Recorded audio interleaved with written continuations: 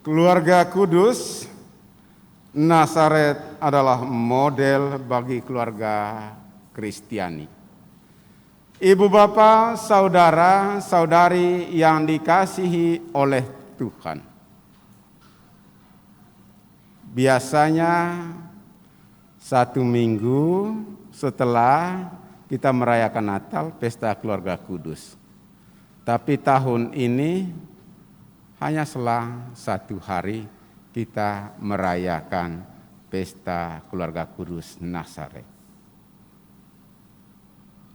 Mengapa liturgi gereja kita meletakkan pesta keluarga kudus setelah perayaan Natal?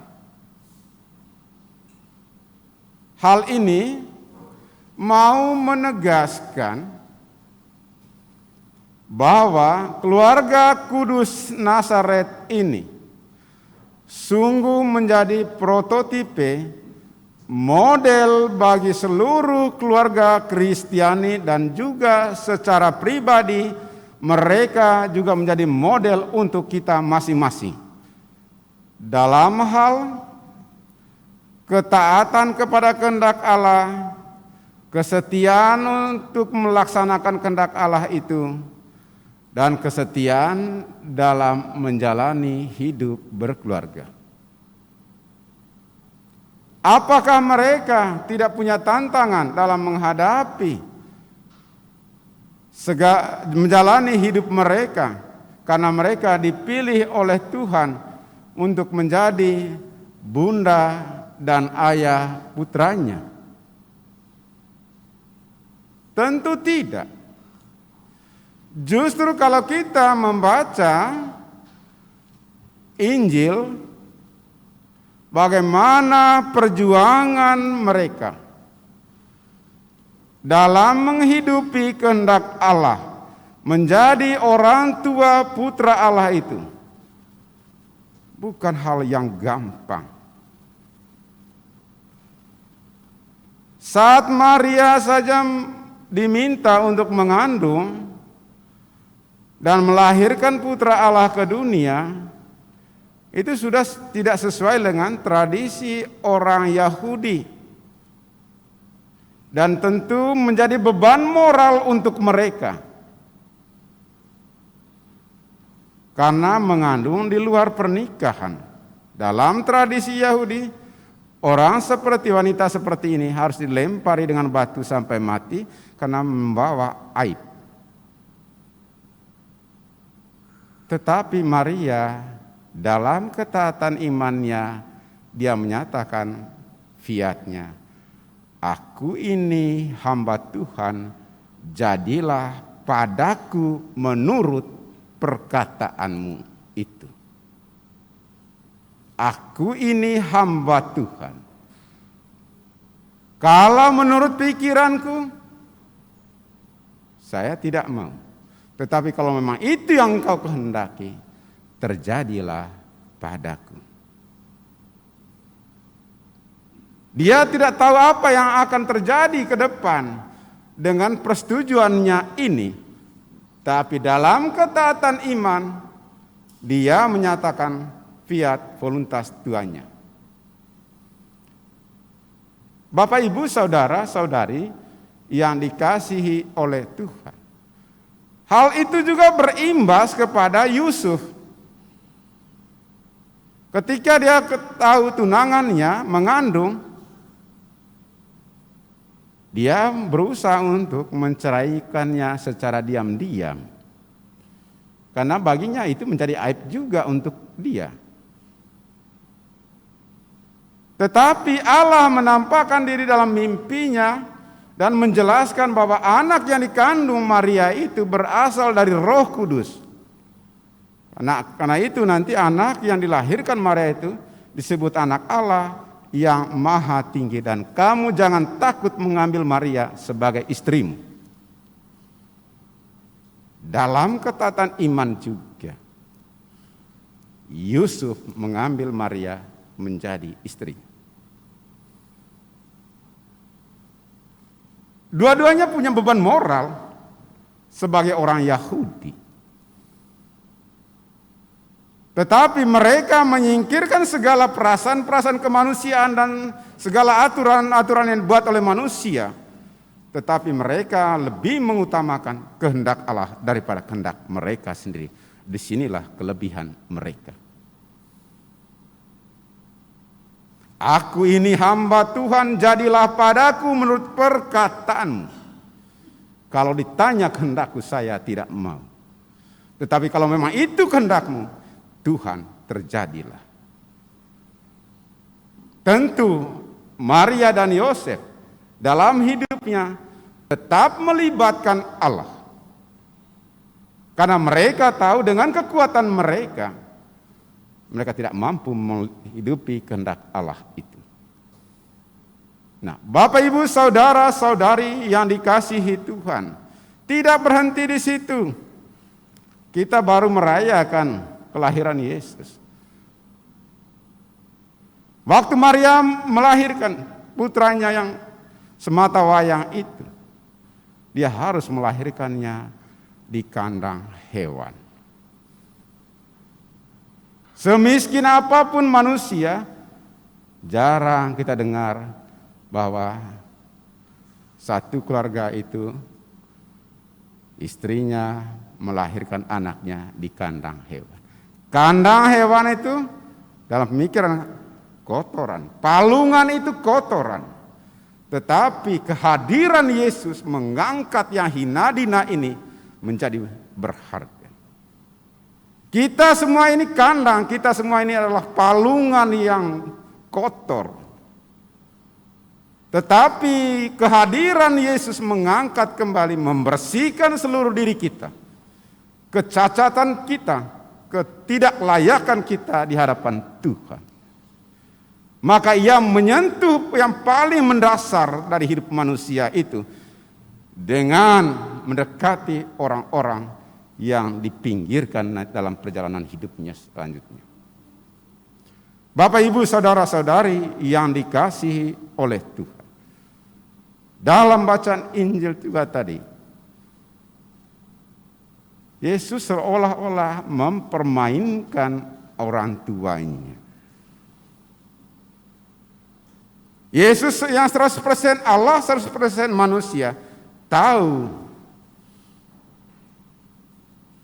kalau kita dengar tadi bacaannya, anak mengatakan hal itu.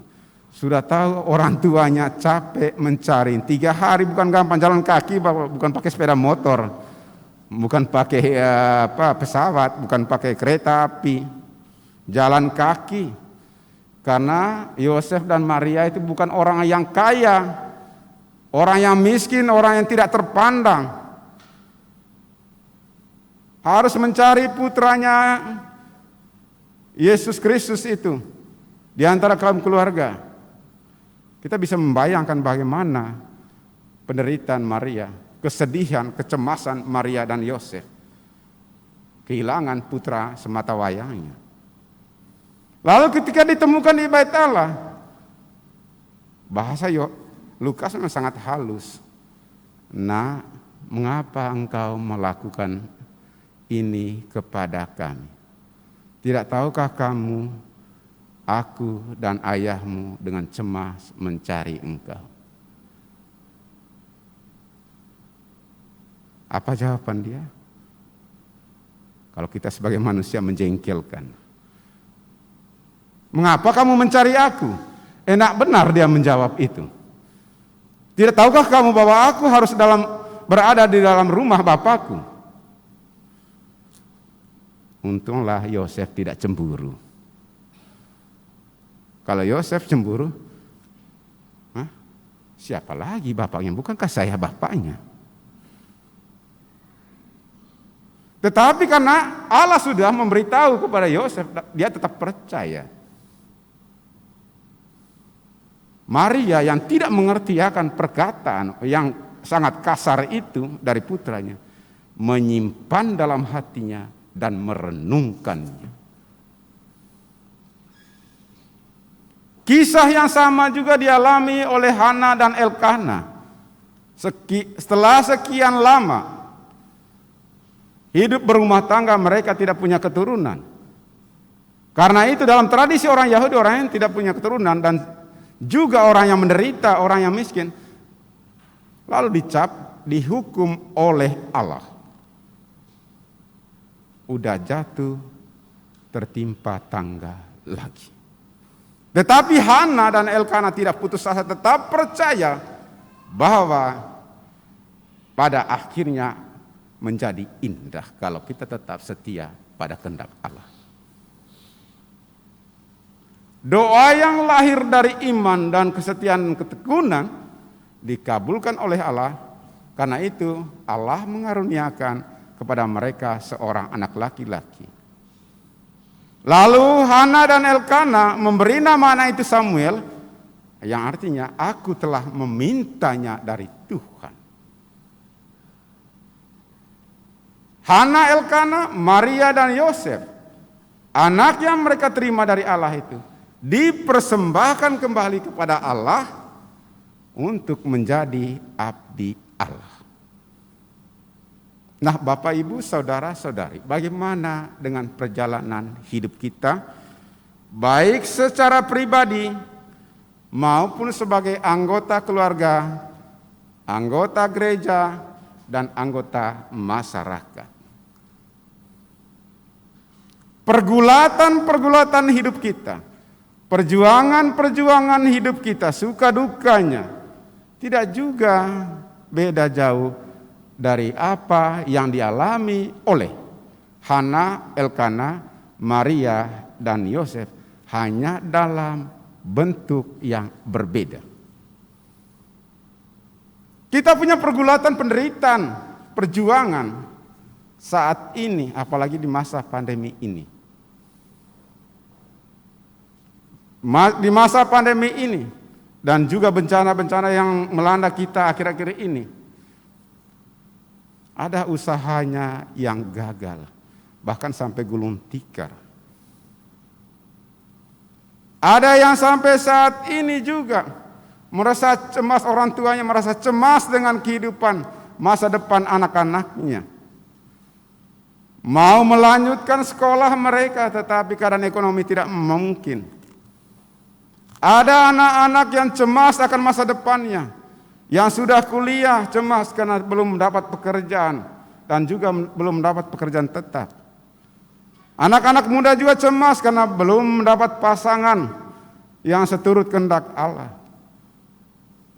Yang sudah berkeluarga kadang-kadang sudah sekian tahun belum dikarunia anak. Itu semua kecemasan-kecemasan itu, kerisauan, pergulatan, bagian dari hidup kita.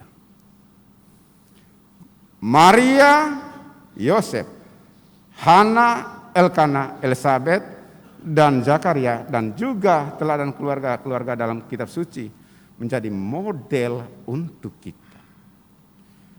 Bahwa kita tidak hanya dididik, dibimbing oleh Allah dalam kegembiraan, dalam keberhasilan, kesuksesan, tetapi juga kita dibimbing oleh Allah dalam kepahitan, kegagalan hidup. Seperti pepatah mengatakan, emas itu akan menjadi murni bila dibakar dalam api. Mawar itu berduri, tapi dia indah.